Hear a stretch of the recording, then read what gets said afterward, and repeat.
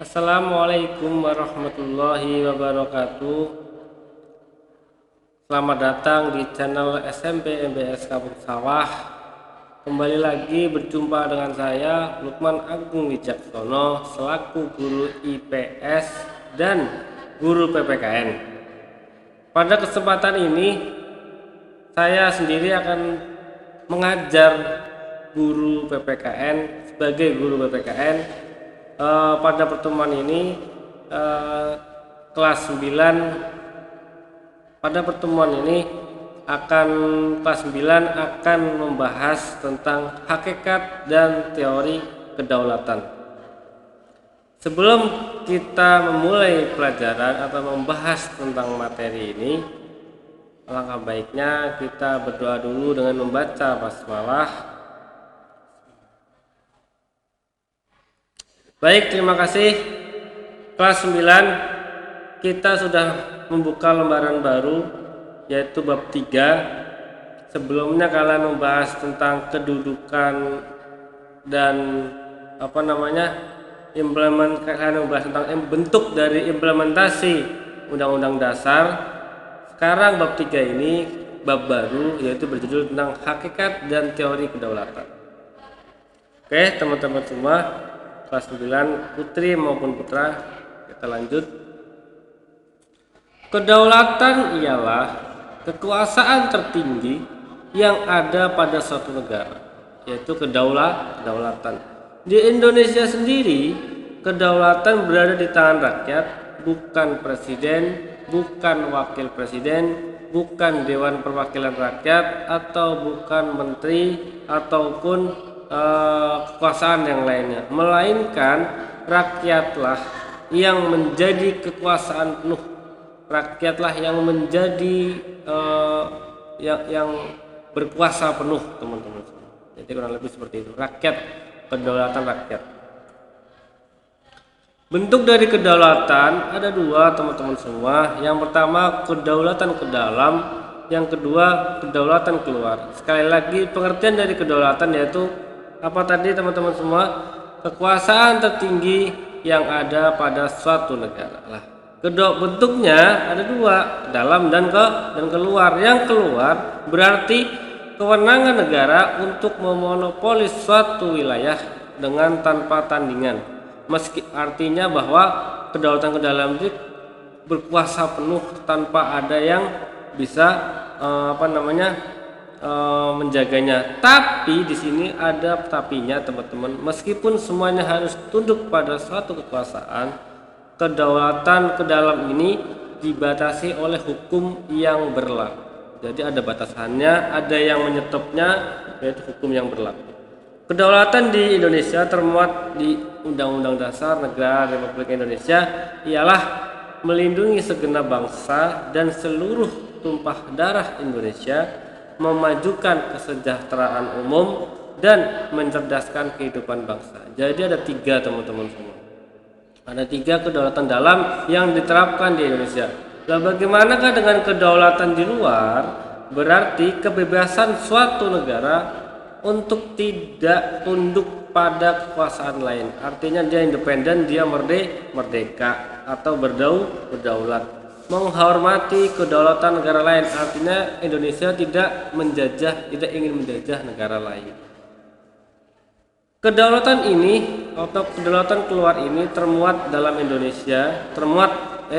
di Indonesia dalam Undang-Undang Negara Republik Indonesia tahun 45 adalah turut menjaga perdamaian abadi dan perdamaian dunia berdasarkan kemerdekaan, perdamaian abadi, dan keadilan sosial. Jadi secara garis besar Indonesia mempunyai dua bentuk tersebut, maupun kedaulatan ke dalam maupun kedaulatan keluar, teman-teman semua.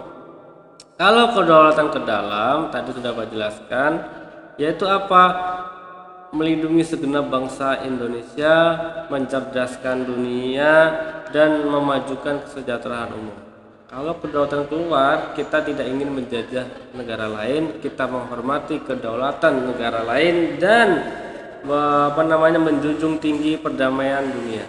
Itu adalah kedaulatan keluar. Lanjut, teman-teman semua. Lah, ini yang akan kita bahas Sifat kedaulatan tadi sudah ada bentuknya, sekarang sifatnya. Sifatnya ada 4 teman-teman semua yang harus kalian ketahui. Yang pertama asli. Asli ini artinya kedaulatan itu murni, tidak berasal dari kekuasaan yang lebih tinggi. Artinya kedaulatan yang dimiliki oleh negara Indonesia tidak dibagi atau tidak dikasih oleh negara lain. Artinya murni, kekuasaan yang lebih tinggi. Kedaulatan permanen. Kedaulatan itu akan tetap ada selama negara itu masih berdiri. Jadi kedaulatan itu akan ada, sifatnya itu permanen jikalau negara itu masih berdiri. Bagaimana dengan negara yang runtuh? Maka kedaulatan akan hilang. Itu aslinya asli dan permanen. Yang ketiga tunggal. Kekuasaan itu merupakan satu-satunya dalam negara dan tidak dibagi kepada badan-badan lain. Artinya kekuasaan itu tunggal, tidak ada kekuasaan yang mempunyai 2, 3 dan lain sebagainya. Sifat kedaulatan yang terakhir yaitu tidak terbatas. Kekuasaan itu tidak dibatasi oleh kekuasaan lain. Artinya dia independen, yaitu tidak terbatas oleh hukum dan lain sebagainya. Artinya sifat kedaulatan ada 4: asli, permanen, tunggal, dan tidak terbatas. Oke, lanjut. Tadi sudah ada bentuk sifat kedaulatan, sekarang teori-teori tentang kedaulatan. Secara garis besar, teori kedaulatan ada 5, teman-teman semua. Ada kedaulatan Tuhan, kedaulatan raja, kedaulatan negara, hukum, dan yang terakhir rakyat. Ini yang kita bahas satu-satu, teman-teman. Teori tentang kedaulatan Tuhan, artinya kedaulatan tertinggi dalam suatu negara berasal dari Tuhan yang dilimpahkan kepada seseorang atau penguasa sebagai wakil Tuhan di muka bumi. Tokohnya adalah Agustinus, Thomas Aquinas, Frederick Julius Stahl. Jadi kedaulatan Tuhan itu biasanya bentuknya itu raja yang seolah itu menjelma sebagai Tuhan. Itu teori tentang kedaulatan Tuhan. Lanjut, teori kedaulatan raja, artinya kekuasaan tertinggi dalam suatu negara terletak di tangan raja sebagai penjelmaan dari kehendak rakyat. Tokohnya yaitu Machiavelli, Thomas Hobbes, dan Hegel. Itu teori raja. Ada nggak? Ada, teman-teman. Ada beberapa negara yang bentuknya kerajaan.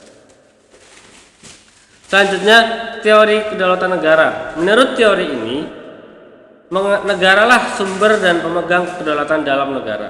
Kekuasaan negara tidak terbatas terhadap life, liberty, and property warganya. Teori ini sesungguhnya merupakan bentuk baru dari teori kedaulatan raja yang bersifat absolut, yang merupakan manipulasi politik dari teori teokrasi. Pelopor teori ini antara lain Jean Bodin, George Jelinek, Paul Laban, Oppenheimer, dan Ludwig Gumlovich. Jadi biasanya teori kedaulatan negara itu sudah diterapkan ketika waktu itu, kalau tidak salah, ketika pemimpinan Hitler di Jerman, Tsar di Rusia, dan Mussolini di Italia kalau tidak salah. Dia menerapkan tentang teori kedaulatan negara. Lanjut, teori kedaulatan hukum. Menurut teori ini, kekuasaan hukum (rich sovereignty) merupakan kekuasaan tertinggi. Kekuasaan negara harus bersumber pada rasa keadilan dan rasa kesadaran hukum. Berdasarkan teori ini, suatu negara diharapkan menjadi negara hukum. Artinya, semua tindakan penyelenggaraan negara dan rakyat harus berdasarkan hukum yang berlaku. Teori kedaulatan hukum ini diterapkan di mana sebagian besar negara-negara Eropa dan Amerika menggunakan teori kedaulatan hukum. Penganut teori ini adalah Krebs, Immanuel Kant, dan Pannenberg. Di Indonesia bagaimana? Di Indonesia juga menerapkan kedaulatan hukum. Indonesia juga menerapkan kedaulatan hukum. Terakhir, kedaulatan rakyat. Indonesia ada 2, kedaulatan hukum dan kedaulatan rakyat. Negara memiliki kekuasaan dari rakyatnya yang bukan dari Tuhan atau raja. Kedaulatan tertinggi berada di tangan rakyat dan dipergunakan untuk kepentingan dan kesejahteraan rakyat.